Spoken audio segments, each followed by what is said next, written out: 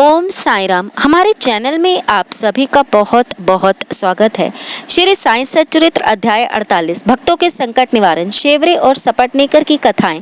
अध्याय के प्रारंभ करने से पूर्व किसी ने हेमांत पंत से प्रश्न किया कि साईं बाबा गुरु थे या सदगुरु। उसके उत्तर में हेमांत पंत सदगुरु के लक्षणों का निम्न प्रकार वर्णन करते हैं। सदगुरु के लक्षण: जो वेद और वेदांत तथा छहों शास्त्रों की शिक्षा प्रदान करके ब्रह्म विषयक मधुर व्याख्यान देने में पारंगत हो तथा जो अपने श्वासों उवाच क्रियाओं पर नियंत्रण कर सहज ही मुद्राएं लगाकर अपने शिष्यों को मंत्र उपदेश दे, निश्चित अवधि में यथोचित संख्या का जप करने का आदेश दे और केवल अपने वाक चातुर्य से ही उन्हें जीवन के अंतिम ध्येय का दर्शन कराता हो तथा जिसे स्वयं आत्म साक्षात्कार ना हुआ हो, वह सदगुरु नहीं, वरन जो अपने आचरणों से लौकिक व परलौकिक सुखों से विरक्ति की भावना का निर्माण कर हमें आत्म अनुभूति का रस स्वादन करा दे तथा जो अपने शिष्यों को क्रियात्मक और प्रत्यक्ष ज्ञान करा दे, उसे ही सदगुरु कहते हैं। जो स्वयं ही आत्म साक्षात्कार से वंचित है, वह भला अपने अनुयायियों को किस प्रकार अनुभूति करा सकते हैं।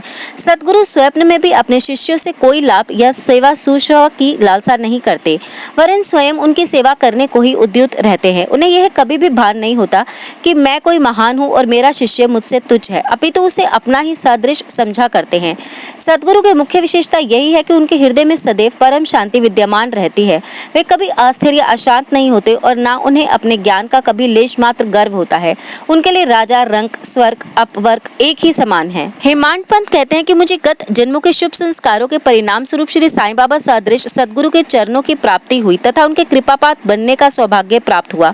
वे अपने यौवन काल में चिलम के अतिरिक्त कुछ संग्रह ना किया करते थे। ना उनके बाल बच्चे तथा मित्र थे, ना घर बार था और ना उन्हें किसी का आश्रय प्राप्त था।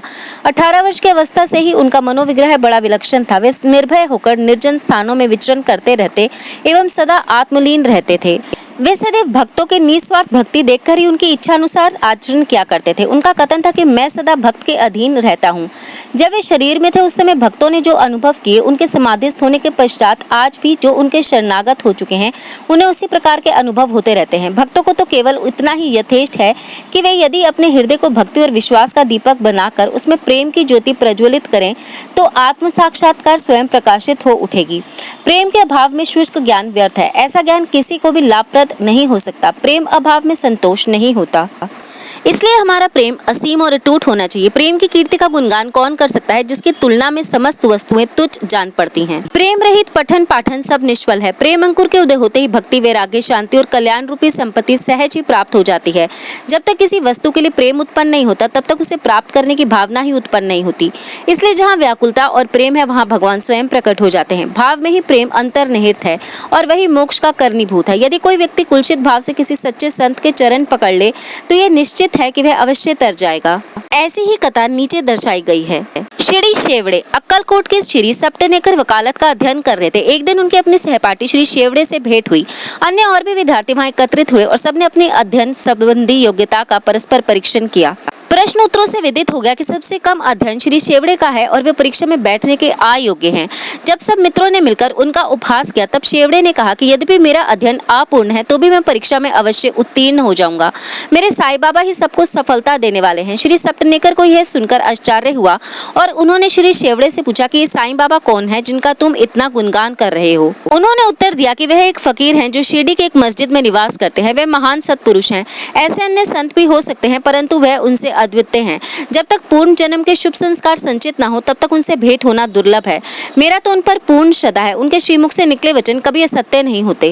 उन्होंने ही मुझे विश्वास दिलाया है कि मैं अगले वर्ष परीक्षा में अवश्य उत्तीर्ण हो जाऊंगा। मेरा भी अटल विश्वास है कि मैं उनकी कृपा से परीक्षा में अवश्य ही सफलता पाऊंगा। श्री सपटनेकर को अपने मित्र के ऐसे विश्वास पर हंसी आ गई और साथ ही साथ श्री साईं बाबा का भी उन्होंने उपहास किया। भविष्य में जब शेवड़े दोनों परीक्षाओं में उत्तीर्ण हो गए, तब सपटनेकर को यह जानकर बहुत आश्चर्य हुआ। श्री सपटनेकर परीक्षा में उत्तीर्ण होने के पश्चात अक्कलकोट में रहने लगे और वहीं उन्होंने अपनी वकालत प्रारंभ कर दी। 10 वर्षों के पश्चात सन 1913 में उनके इकलौते पुत्र की गले की बीमारी से मृत्यु हो गई, जिससे उनका हृदय विचलित हो उठा। मानसिक शांति प्राप्त करने के हेतु उन्होंने पंढरपुर, गानागुरपुर और अन्य तीर्थ स्थानों की यात्रा की, परंतु उनकी अशांति पूर्ववत ही बनी रही। उन्होंने वेदांत का भी श्रवण किया, परंतु वह भी व्यर्थ ही सिद्ध हुआ। अचानक उन्हें शेवड़े के वचनों तथा श्री साईं बाबा के प्रति उनके विश्वास की स्मृति हो आई और उन्होंने विचार किया कि मुझे भी शिरडी जाकर साईं बाबा के दर्शन करने चाहिए। वे अपने छोटे भाई पंडित राव के साथ शिरडी आए। बाबा के दर्शन कर उन्हें बड़ी प्रसन्नता हुई। जब उन्होंने समीप जाकर नमस्कार करके शुद्ध भावना से श्रीफल भेंट किया तो बाबा तुरंत क्रोधित हो उठे और बोले कि यहाँ से निकल जाओ।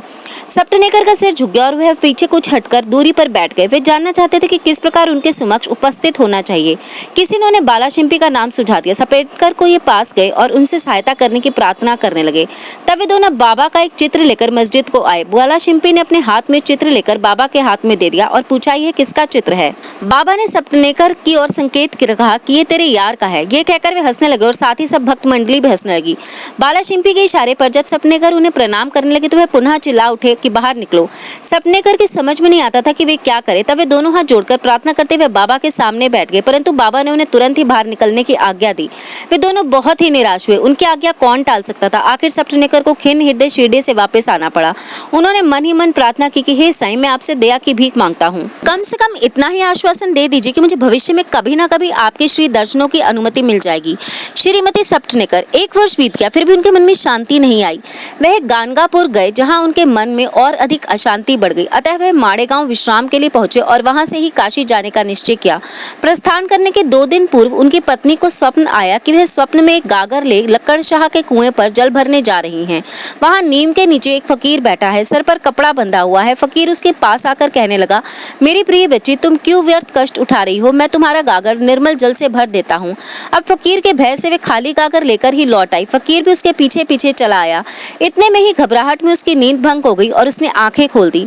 यह स्वप्न उसने अपने पति को सुनाया। उन्होंने इसको एक शुभ शकुन जाना और वे दोनों शिरडी को रवाना हो गए। जब वे मस्जिद पहुंचे तो बाबा वहां उपस्थित ना थे। वे लेंडी बाग गए हुए थे। उनके लौटने की प्रतीक्षा में वहीं बैठे रहे। जब बाबा लौटे तो उन्हें देखकर उनकी पत्नी को बड़ा आश्चर्य हुआ, क्योंकि स्वप्न में जिस फकीर ने उसको दर्शन दिए थे उनकी आकृति बाबा से बिल्कुल मिलती जुलती थी। उसने अति आदर सहित बाबा को प्रणाम किया और वहीं बैठे बैठे उन्हें निहारने लगी। उसका विनम्र स्वभाव देखकर बाबा अत्यंत प्रसन्न हो गए।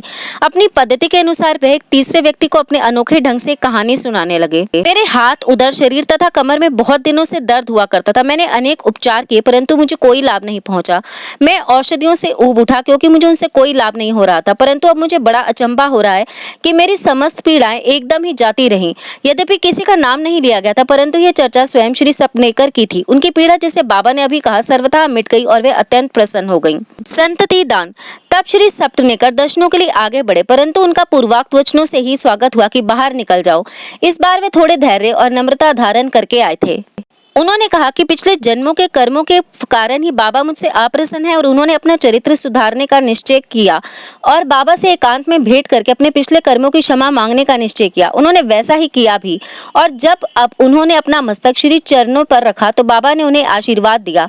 अब सप्तनेकर उनके चरण दबाते हुए बैठे ही थे कि इतने में गडहिरिन आई और बाबा की कमर दबाने लगी। तब वे सदैव की भांति एक बनिए की कहानी सुनाने लगे। जब उन्होंने उसके जीवन के अनेकों परिवर्तन तथा उसके इकलौते पुत्र की मृत्यु का हाल सुनाया तो सप्तनेकर को अत्यंत आश्चर्य हुआ कि जो कथा वे सुना रहे हैं वे तो मेरी ही है।